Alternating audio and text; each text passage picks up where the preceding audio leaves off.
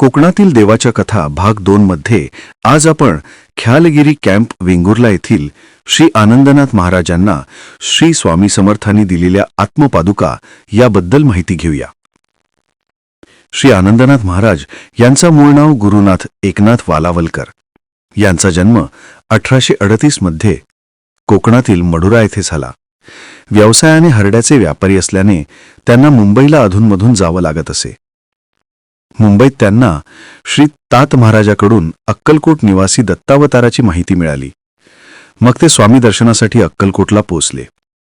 तिथे त्यांना वटवृक्षाखाली स्वामींचा साक्षात्कार झाला.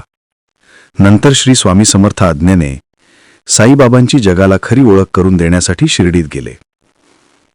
साई समवेत श्री आनंदनाथांनी शिर्डीत 2 महिने वास्तव्य केले.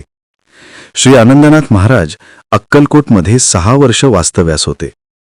नंतर स्वामी समर्थ आज्ञा झाल्यावर त्यांनी अक्कलकोट सोडले व तळ कोकणाकडे निघाले. अक्कलकोट सोडताना श्री आनंदनाथ महाराजांना श्री स्वामी समर्थांनी खाकरून आपल्या मुखातून कृपाआशीर्वाद म्हणून आत्मपादुका म्हणजे आत्मलिंग दिले. ते आत्मलिंग आज वेंगुर्लामध्ये स्वामी समर्थ मठामध्ये गुरुवारी सकाळी 8 ते 10 या वेळेत दर्शनासाठी ठेवले जातात.